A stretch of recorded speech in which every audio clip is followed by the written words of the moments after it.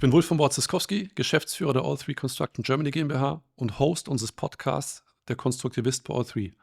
In der heutigen Folge ist Markus Weigold, Partner von Dres & Sommer, zu Gast. Und ich freue mich sehr auf seine Einblicke und seine Sichtweise von Dres & Sommer, was das Thema Neubau von Wohnungen in Deutschland betrifft. Viel Spaß bei der heutigen Folge. Markus Weigold, Dres & Sommer, vielen Dank, dass du die Einladung angenommen hast. Herzlich willkommen. Danke für die Einladung. Ich bin gespannt, was wir vorhaben und freue mich, dass ich hier sein darf.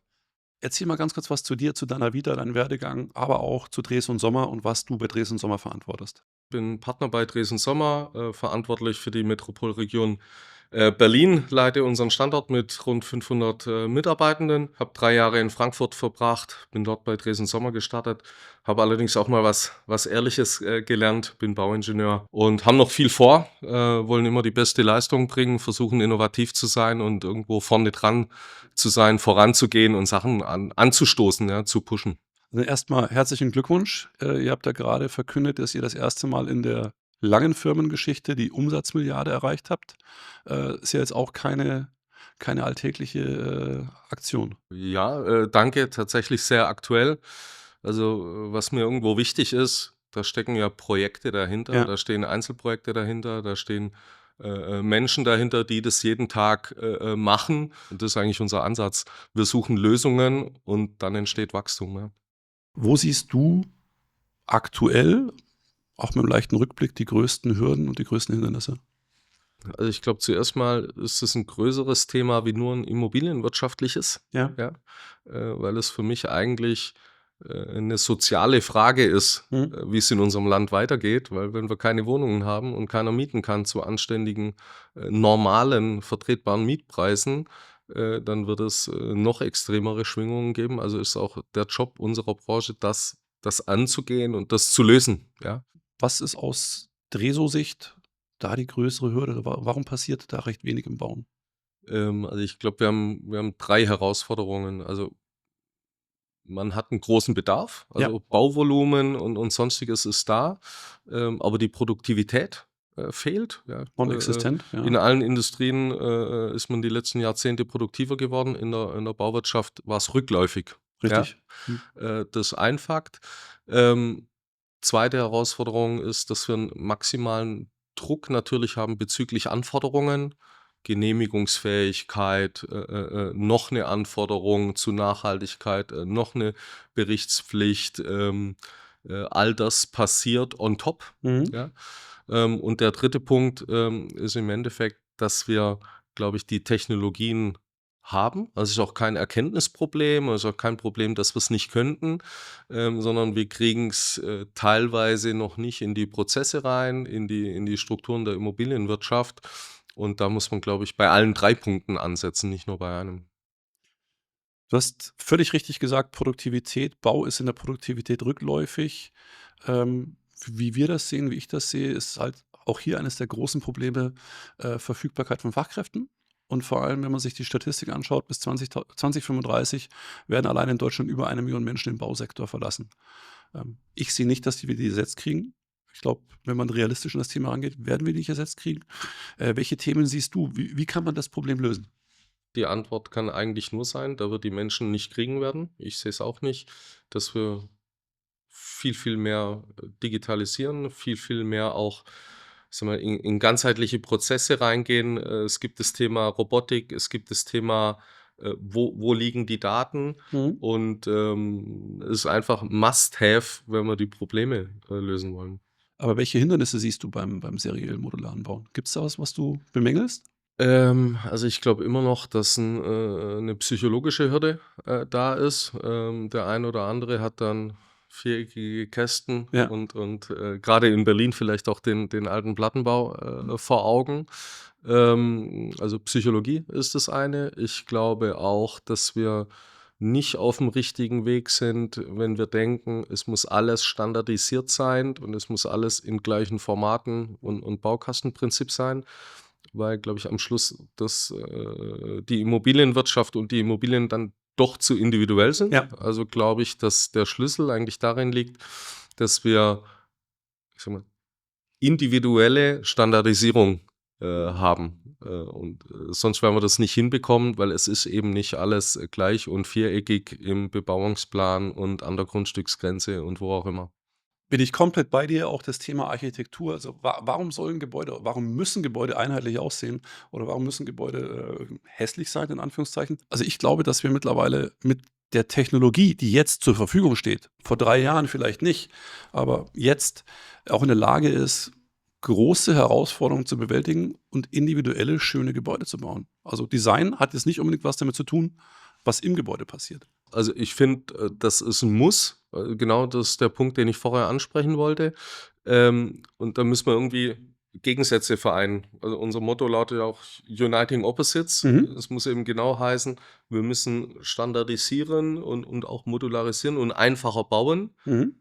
aber nicht mit schlechter Architektur und nicht, mit: „Es sieht nach außen alles gleich aus." Und ich sage mal, wo kann man es besser entkoppeln wie an der Fassade? Also, Ja. innen und außen, ja, ich glaube, das ist möglich und muss auch sein. Also, wir sollten das als Grundvoraussetzung ansetzen. Welche Treiber siehst du noch im Wohnungsbau? Also, Thematik, Baustoffe, Holz versus Beton versus, Stein auf Stein?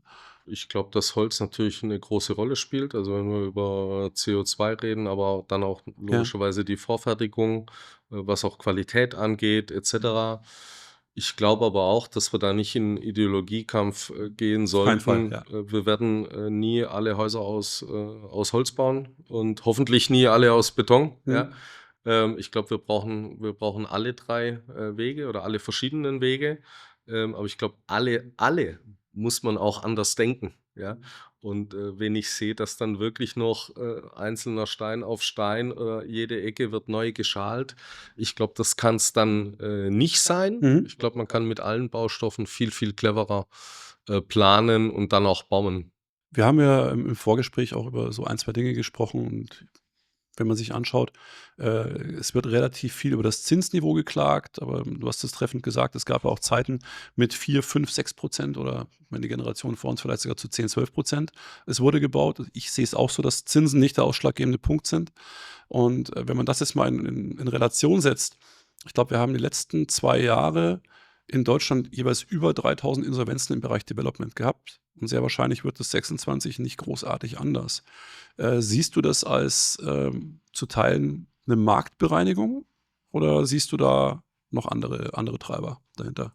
Wenn mein Produkt wegen 1% Zinsveränderung nicht mehr erfolgreich ist, muss ich mir vielleicht überlegen, ob es das richtige Produkt war.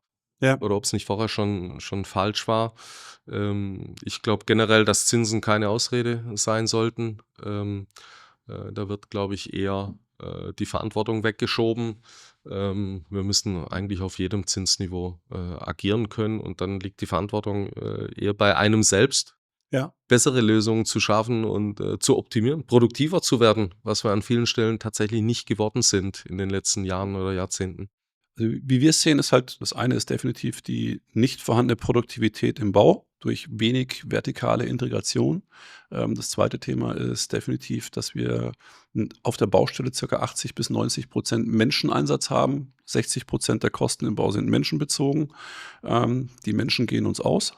Was siehst du hier als mögliche Lösungen für die Zukunft? Robotik, KI? Ja, Robotik, KI, auf jeden Fall, weil man immer noch glaubt, es muss irgendwo eine Fertigungsstraße sein, dann kommt ein ungelenker Greifarm, der da irgendwas macht. Das ist ja heute komplett anders.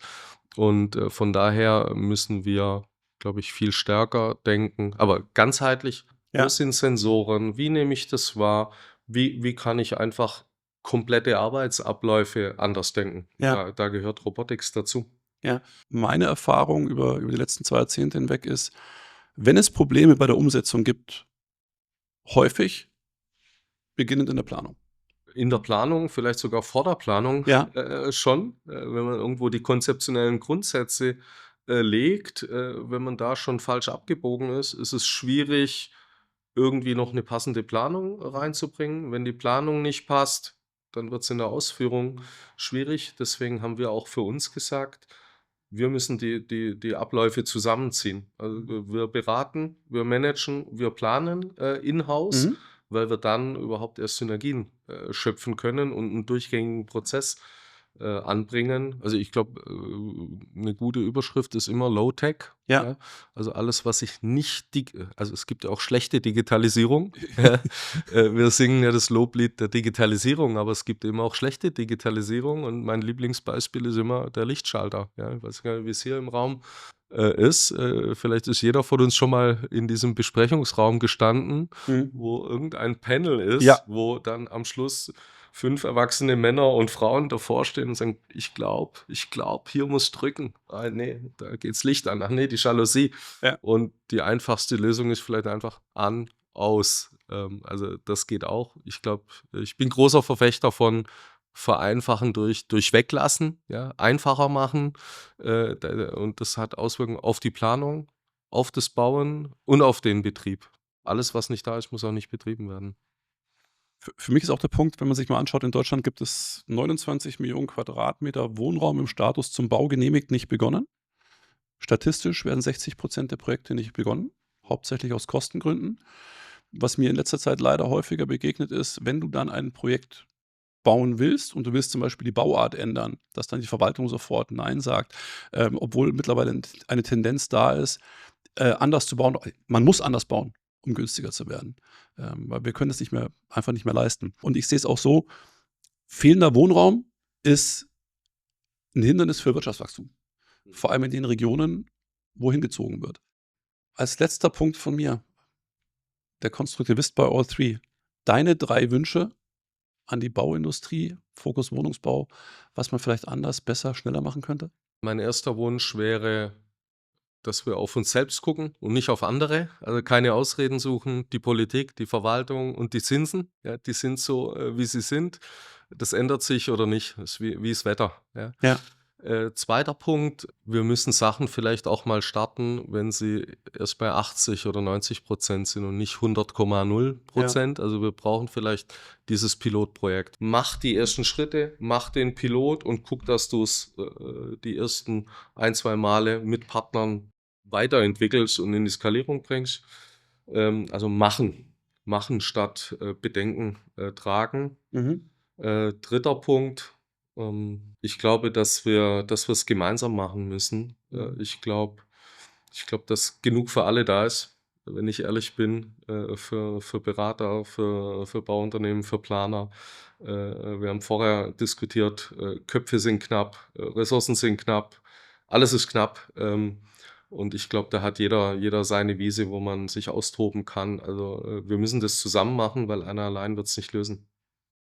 Markus, vielen Dank für deine Zeit und für den spannenden Einblick in die Dreso-Welt.